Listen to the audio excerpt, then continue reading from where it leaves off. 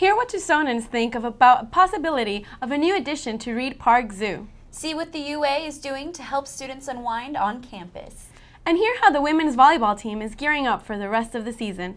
All this and more tonight on Wildcast. This is Wildcast.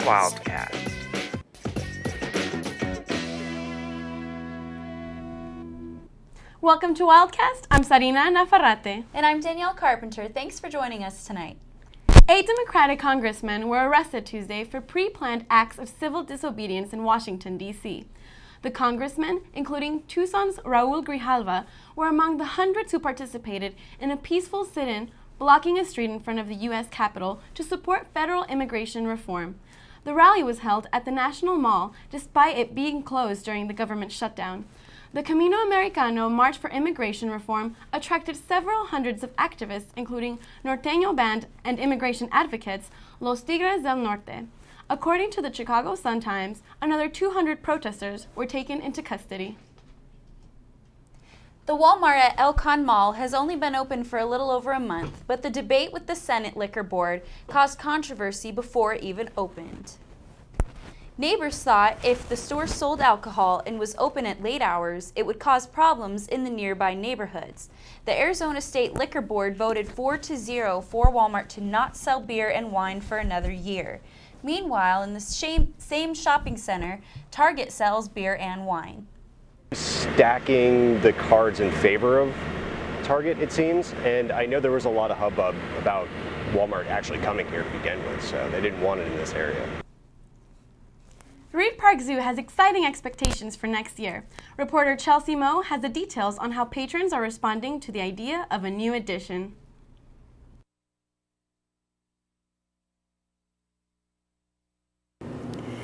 The Reed Park Zoo in Midtown has announced that one of their elephants, named Simba, is pregnant.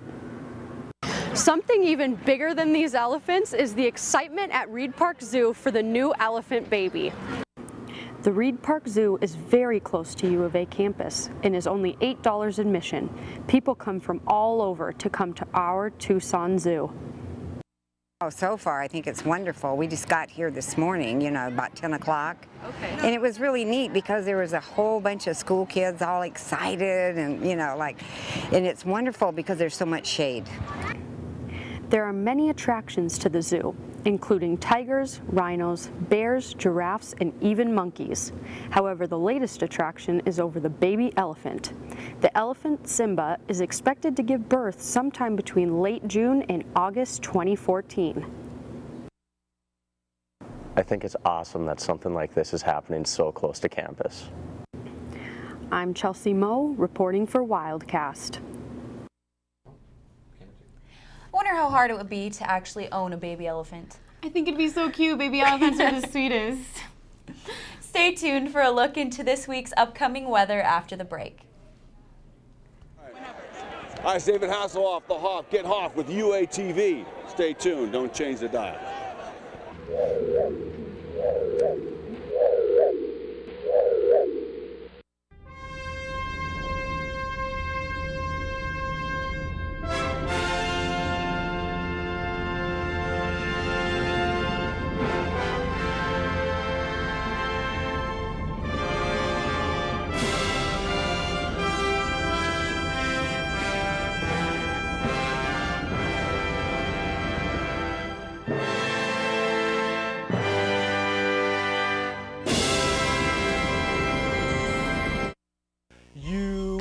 UATV 3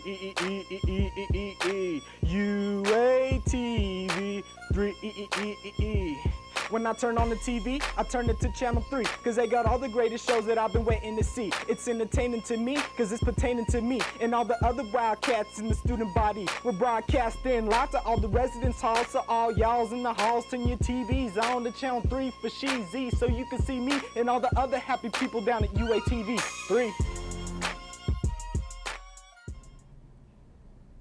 Welcome back. Weather reporter Shay Sorensen has a night off, but we still have your weather forecast for the week. The temperature in Tucson seems to be finally cooling down. Wednesday we have a high of 89, and that only gets lower as the weekend draws nearer, with Thursday's high peaking at 73 and Friday's at 78.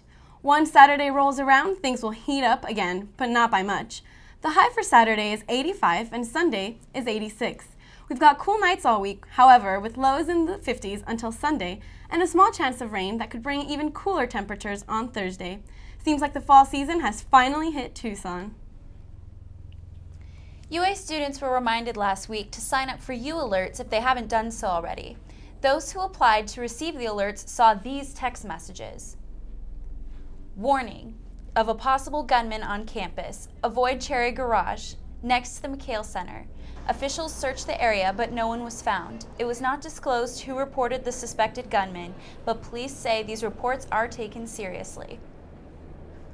We are following up on leads, doing interviews, taking pictures, collecting evidence, and then ultimately helping us or lead us to making an arrest or finding out if a crime actually occurred. UA film students have been in a fierce competition this past week. Reporter Hannah Polunik has an inside look at how Campus Moviefest has been stirring things up. Campus Moviefest has returned to the University of Arizona campus for the 5th year. The week-long event gives students the opportunity to make a 5-minute short film, no experience required. In fact, you don't even need any equipment because Campus Moviefest provides rental equipment to students free of charge. Students are outfitted with MacBooks equipped with movie editing software, Panasonic HD cameras, mics, and tripods. From what I've heard, they really want you to find the love for film, and that's what I've done that many times, and I did that years ago. But for people that don't have the equipment, like cameras or computers to edit, they just give you them, and they give you the chance to just find something that you really love, which could be film. And I would urge any student, really. It's 5 minutes or less, and they give you all the stuff you need. I'd urge anyone to just give it a shot, because they make it easy on you, and you never know what you can win. Students will submit their films Tuesday, October 8th, where a panel will pick the top 16 to be screened Friday, October 12th, in the Gallagher Theater. Winners of Best Picture, Comedy, Drama, or Wild Card are invited to Hollywood in June for conferences with top A-list actors and directors. Went to LA for the red carpet, and it's amazing how many talented people there are out there. I mean, U of A, University of Arizona, went home with 3 awards, bear down. But I mean, we swept the competition, but it's just like, it's amazing how to do something in a week, it's a lot of stress, but you can do so much, and that's when you really prove yourself as a filmmaker. Campus Moviefest is the world's largest student-run film festival. Reporting for Wildcast, I'm Hannah Polunik. You know, I've always wanted to be in a movie. I know, that competition looks awesome. The prize is great. I know, yeah. With midterm season hitting hard, many students have been looking for a way to relieve a little stress.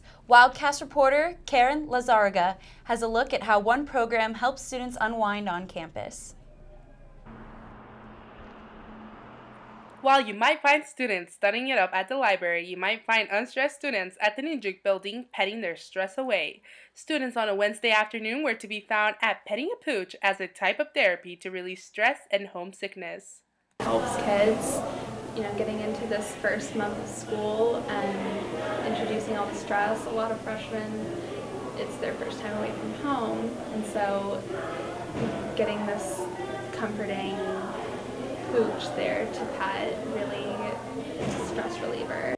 Students smile and get a sense of happiness after a long week of exams. The dogs are just as excited to see the students as the students are excited to see them.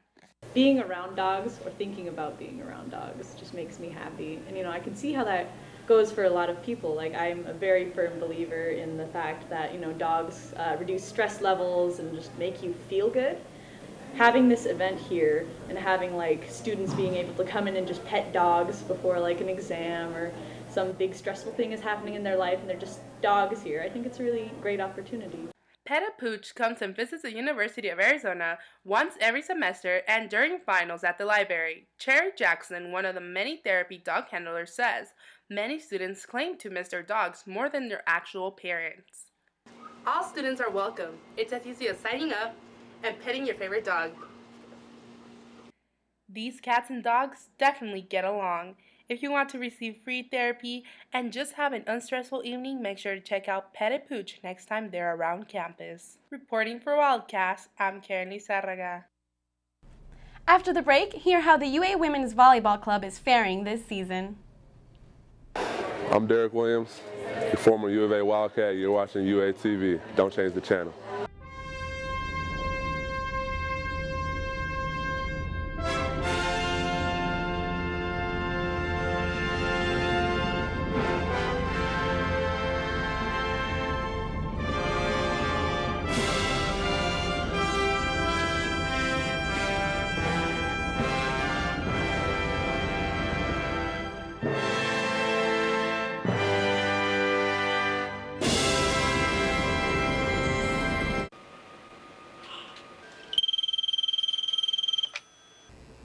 I'll be right there.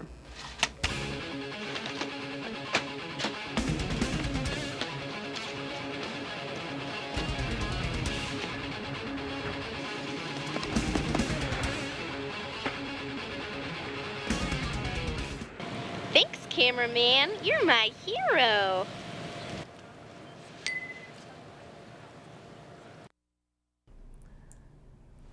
The women's volleyball team faced 2 losses recently, but have their hopes high for the rest of the season. Wildcast reporter Anna Loriaga has the story. The University of Arizona women's volleyball team has come out with a bang this season. However, after 2 away game losses to Arizona State University and University of California at Berkeley, the Lady Wildcats are looking to recover for this weekend's games and gain momentum for the regular Pac-12 season. Losing is the biggest obstacle that we've had to overcome. I think it's shot our confidence a little bit, but hopefully we can go into this weekend and get 2 wins out of it. Our team goal is to make it to the tournament, go deep in the tournament this year. The past 2 years, last year we didn't make it, and the year before we only made it to the first round. So hopefully this year we can make it and go deeper in the tournament. The Wildcats face the University of Oregon, the national champion runner-ups, as well as USC in the coming weeks. The Lady Wildcats must be ready to play with these tough opponents on their schedule. Oh, I like to grind. I welcome the pressure, and when it gets hard, it's pretty much my favorite part of the game. So. The team is willing to push through games under pressure and may face many obstacles this season in the competitive Pac-12. However, with players like senior libero Candace Nicholson and junior outside hitter Maddie Kingdon leading the way, the Wildcats have a sure chance in reaching their goals of going far in the NCAA tournament. I am Anna Loriaga reporting for Wildcast. The UA men's golf team finished 12th at the Jerry Pate National Intercollegiate yesterday in Alabama. Senior Eric Oya finished with an astounding 212, tying him in to 8th place and making him the top scorer for the UA. His teammates had a rough day, however, finishing in 56th place, 58th, 59th, and 60th. The team struggled during the competition, but are looking forward to better scores on the 21st, where they will be competing at the Herb Wimberly Intercollegiate in New Mexico. The UA Men's Soccer Club has experienced a lot of new changes this semester, including a new field and a new head coach. Wildcast reporter Cordero McMurray has an inside look at how the players are dealing with the changes.